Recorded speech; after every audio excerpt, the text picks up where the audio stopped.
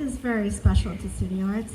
Victoria Matthews. Victoria has been one of our City Arts youth since the age of 8, and she stayed with us throughout the years until she could graduate out of 14, but then decided she loved City Arts so much.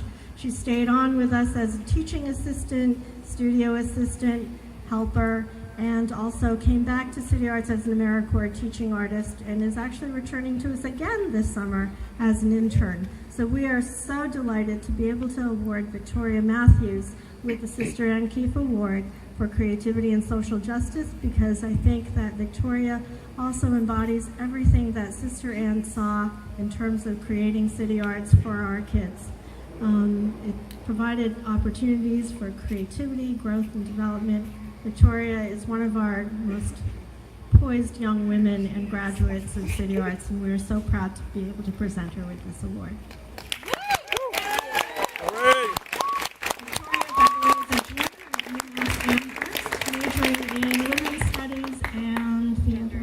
Gender and sexuality. Sexuality? Okay. Yeah.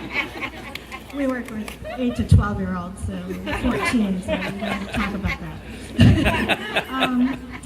Here is a certificate from Congressman Cicilline, and again, a citation from Governor Raimondo, again, in recognition of being honored by Providence City Arts for Youth with Sister Ann Keefe Award for Creativity and Social Justice. Congratulations and best wishes. There you go. Now, I'm not going to let Victoria leave us. She's very special to City Arts and to me, but Victoria also was very moved by Sister Ann's passing and reached out to City Arts with something very special, which is a gift to City Arts, which we want to share with all of you. So Victoria has prepared something really lovely for all of you, and here she is. So just bear with me for a second.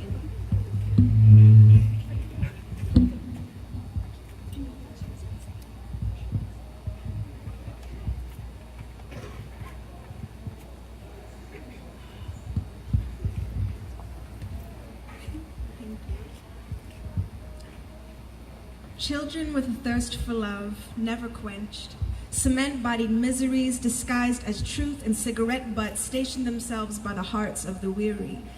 And this place where I don't see color translates into I won't see you. Sister Ann saw potential. She saw potential in the faces that looked at the ground when they walked, because to look ahead was to see a future they felt they didn't deserve.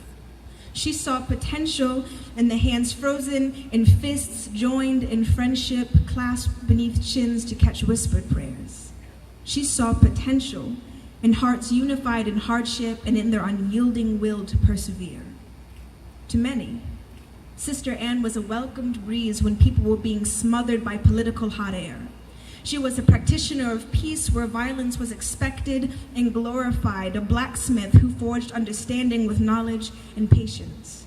She was a hearty laugh when people forgot to bring their smiles with them when they left better days.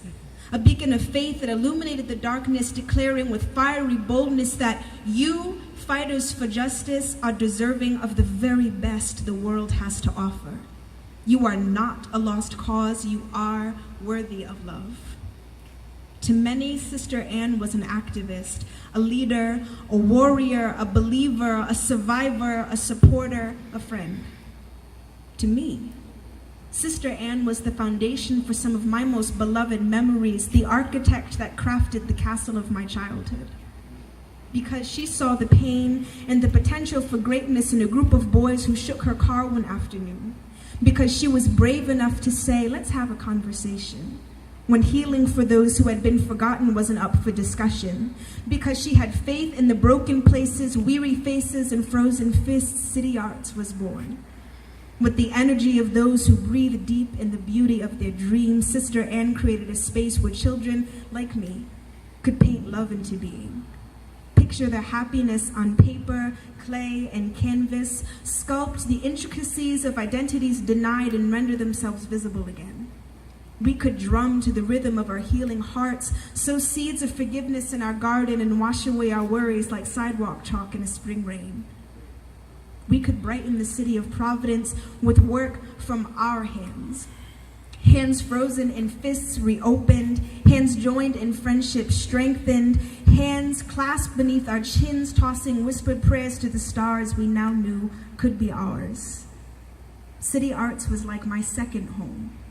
I remember when the building had no walls, crushed crayons and paint splattered on every inch of the floor. No walls meant the floor was our runway. The paint splatter varied flight patterns, markers that signaled how far we flew yesterday and how far we can fly tomorrow. City Arts and all of the organizations Sister Ann has touched are branches of the tree she planted right in the heart of Rhode Island. The homeless, the weary, the sick, and the poor can rest in the shade it provides. The forgotten can be remembered, the lost can be found, the angry can find peace. Activists can find movements worth fighting for.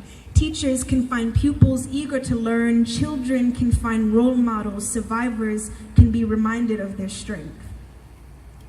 Every person who has come in contact with Sister Ann, every single one of us, are beautiful, varied splatters of paint on the floor of change. We are multicolored markers of how far we have come and how far we still have to go, but Sister Ann has passed the brush our way. And now it's our turn to continue on with the work she has started. To paint, draw, sculpt, dance, drum, sing, plant a better Providence into being. We must be bold enough to have faith in the broken places and brave enough to say, let's have a conversation.